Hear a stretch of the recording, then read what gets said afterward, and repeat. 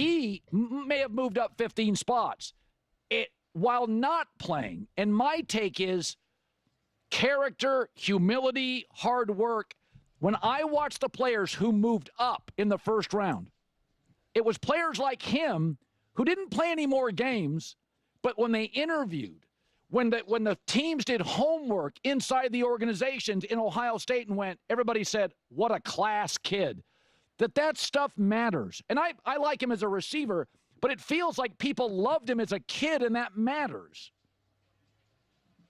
Of course it matters, Colin. And what's happened, all the negatives about NIL, and there are, and there's parts of it I can't stand. The part that you can stand are these guys are coming back to college. Emeka's not a first-round draft pick last year. He was not. And that's the truth with the other players. You can see guys are coming back. The differential in maturity for most people when you're 20 to 21 years old, it's like a 10-year difference. I mean, they grow up. Emeka needed to come back. He did. Whoever advised him, you see some real bad advice out there. That is great advice. As a result, the kid made a ton of money. He's a first-round draft pick, and I think he's going to be an NFL player for a long time. So I'm a big fan of his. But if he would have came out last year, it would not have been the same result. Yeah, I like this draft pick for the Bucs. Baker has proven that if you give him the weapons, he will find a way to distribute them. And you have a receiving core that's getting older, so bringing in someone else to kind of grow and develop. You don't really think of wide receivers in that sense, as much as you think of maybe a couple of these other positions, but there's still obviously plenty of development and growth that he can soak up, and doing so while still playing with some of these receivers who are going to still be playing at a pretty high level, and having all of them out there. Obviously the Bucs dealt with all of their injuries that they dealt with last year, and yet they were able to still rip off some wins, and so obviously having depth there will help. But and I'm always just a fan of balancing experience with youth. Always. It's how you continue also the culture that you have built. And right now, the Bucs have built a new culture post Tom Brady. And again, the way how you continue that is by bringing in these younger guys in the fold with the truly great special talent at the same position, and essentially you have them take off when the old guys leave. And this is what the Eagles have done, beautifully over the years. And I know Bucs fans love the Philadelphia Eagles, so perfect example for y'all. But there was obviously, the Bucs had other positions of need, and Zangiak's longtime subscriber and mega Baker and Bucs fan of the channel. He believes, I think he said, because I live streamed this draft, and he says he doesn't feel like it's a win now move, that it's more kind of the future. And I'm not 100% sure of that, because I think they will be able to plug and play him and have a lot of success. Because again, the receiving core is so legit that there's going to be plenty of room for him to kind of get after it. To me, it really then falls on the shoulders of the offensive coordinator, actually more than Baker Mayfield, more on the offensive coordinator of how to get everyone involved and the style of offense that you're looking to run. Because this offense did feel at times a little bit kind of freestyling, where it was just kind of like, hey, everyone, I'm calling hike. Everyone just kind of get open. It was a little bit backyardy at times. And again, some of that is because of all the injuries. To me, the Bucs were a really tough team to evaluate. The Bucs and the Rams, to me, were a really tough team to evaluate because of all the injuries that they had. And so sometimes you had everyone together. Other times you had one injury, then you had both injuries, and you had a stretch. It was really hard to truly figure out, what do I have here right now? And even some interesting wins, like the Lions game, I think that both those teams played weird. That was a weird game for both teams. I don't think we saw their best version of each other, and I don't think it was because the other team did such a great job at stopping the other team. It was just both teams were just had a weird game. That was always my conclusion of that game. And so the fact that they showed, but it was representative of the Bucs though that year, because they clearly showed that they can win They could win ugly, they could win great, they could win big. They battled with the Chiefs. They did battle with the Ravens until things went off.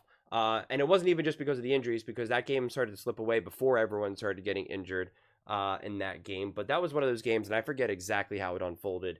But it was one of those things where I couldn't remember exactly, but it was essentially like, if this play just happened slightly different, like it was either a flag or whatever it is, like it just changes everything. It's a difference between going up by 7 or being down by 14. Like it just changes everything. And I remember there was a point in that game where that happened, where it was like, okay, the Ravens are up big now, but like it could have easily been the Ravens down by 7, but now they're up. Now you're adding the injuries. Now you have another injury, and now the game is just completely being lost big time. And now, like in typical football fashion, games start to spiral. So it'll be interesting to see that once they're obviously, full strength, and they're able to hopefully start the season full strength and continue full strength. I am excited to see what this team can do. I do believe that the Falcons are coming. I do think that the Falcons are pretty legit, considering the amount of games that they were able to win last year. And I think it was really kind of like a mess for them last year, especially with Kirk Cousins and then throwing in Penix for the final 3 games. I do think it'll be a battle between the Falcons and the Bucs. So it's going to be interesting to see. And obviously the Falcons just went all in on defense this draft, so they want to get after Baker Mayfield, and the Bucs, they definitely are obviously thinking, with the Bucs in mind, because the Saints shouldn't be a threat anytime soon, and maybe the Panthers, but like I don't know, it's so hard for me to really buy into the Panthers. So you're looking at this 2-horse race right here, and yeah, I do think Penix will be a legit quarterback. So it's going to be interesting to see in terms of how the Bucs want to slow him down defensively, because I think we can be in some pretty.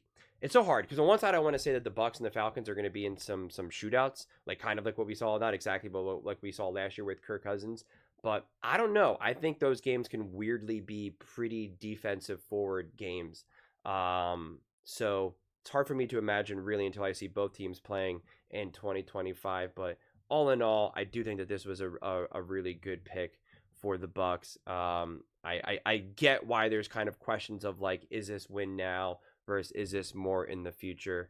I do understand that, but I think when you have the receiving core that you have, and a proven quarterback who can distribute and balance that out, I don't think you can go wrong there, and I think there's still plenty of room for success there. So I wouldn't be too concerned, because I'm not so sure what necessarily would be considered a win now move in the draft, in terms of like, who are you drafting that officially puts you ahead of the Eagles, the Lions, the Rams, the Ravens, the Chiefs, the Bills, the Commanders. I'm not saying you can't beat those teams, but like, what clearly puts you in a position where you're like, okay. And again, I'm sure plenty of Bucs fans are like, we're better than, and they'll name a couple of those teams. And that's fine, but, you got to prove it. And, the playoffs are for that. And so, yeah. It's going to be interesting. There's these divisions are so sneaky, getting very, very interesting. And once upon a time when some of these divisions were kind of boring to watch, or yeah, it was close, but like it was kind of like, who cares? It does feel like now the teams coming out of these divisions now, like, not only is it going to be contentious, not only is it going to be close, but it also feels like the teams that actually come out of this division will actually be like a team you need to beat, a team that you need to worry about. Like, I'm excited for a rematch between the Commanders and the Bucs. I'm excited for the rematches. Obviously, we're going to get it in division with the Bucs and the Falcons. Penix versus Baker. New defense for the Falcons. New pass rush for the Falcons. New weapons for the Bucs offense. Like, I'm excited to see how that kind of all comes together. So good stuff ahead. But those are just my thoughts. I'd absolutely love to hear yours. What do you guys all think about the Bucs first round going wide receiver, which I think a lot of people, at least the people that were in the live chat, were kind of thrown off, weren't thinking that they were going to go with a wide receiver in the draft, considering obviously who they have at their core. Let me know in the comments below. I read every single comment, so whether you agree with me or disagree with me, either way, let's get in some discussions, let's get in some fights, but ultimately, let's just have some fun. And please do consider subscribing. We are building an amazing community here, and I absolutely love to see you part of it. I want to build something that we all genuinely feel connected to, something that we're really excited to be part of. I think we're on our way to doing it. Please don't forget to give this video a thumbs up, as it really does help with the visibility and the algorithm. Thank you so much. See you next time.